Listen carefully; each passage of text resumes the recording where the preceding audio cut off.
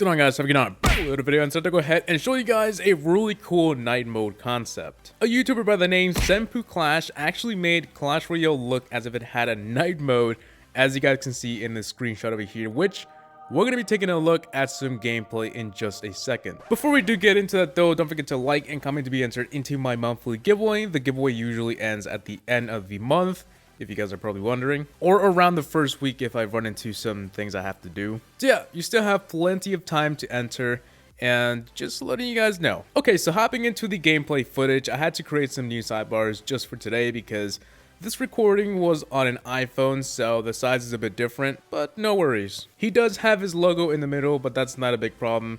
Obviously, I did not make this, and if you guys want to go ahead and check out his channel, I'll leave the link below. It's not in English, but he seems to have great content if you can understand him, so yeah. Looking at the gameplay, it looks pretty cool. The towers seem to be lit up as well as the deck part. Now, one thing I kind of did notice is that nothing else is really lit.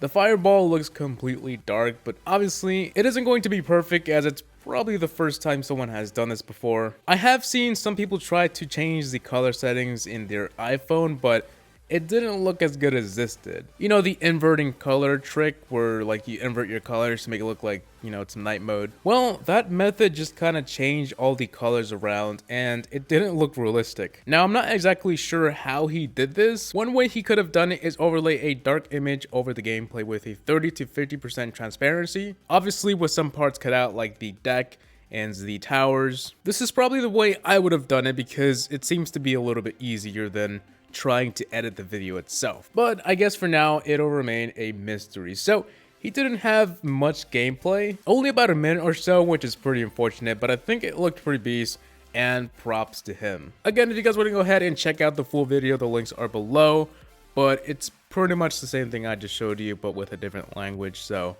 yeah. Okay, so moving on to some gameplay, I thought I'd go ahead and show you guys some clan battles. We're not quite done with the 10 out of 10 chests, but we will be tonight or probably tomorrow morning. So I'll bring you guys a chest opening tomorrow.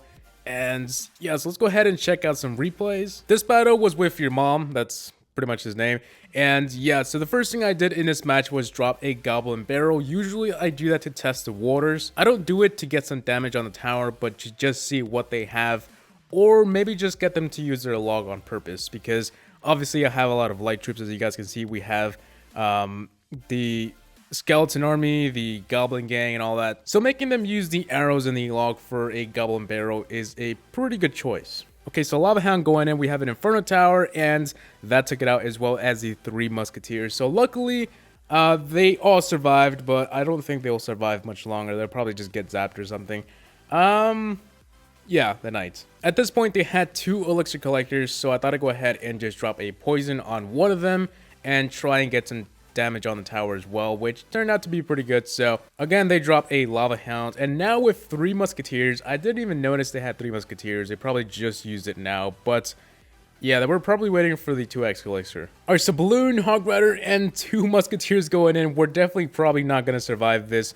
Actually, yeah, we will, but we have a Lava Hound on the right tower as well as a Hog Rider, so things are looking pretty dirty. I drop a poison to try and get as much damage as I can, and it turned out to be actually pretty effective. We took out the Musketeers and the minions, so that was pretty good. Okay, so our Goblin Gang took out the right tower, and then the Lava Hound came down to our tower and took that out as well because he had a Hog Rider, and the lava pups, you know, they were just too much. So far looking pretty good. Their tower is down to 350. Hog Rider going in, and now I drop a poison, and there we go.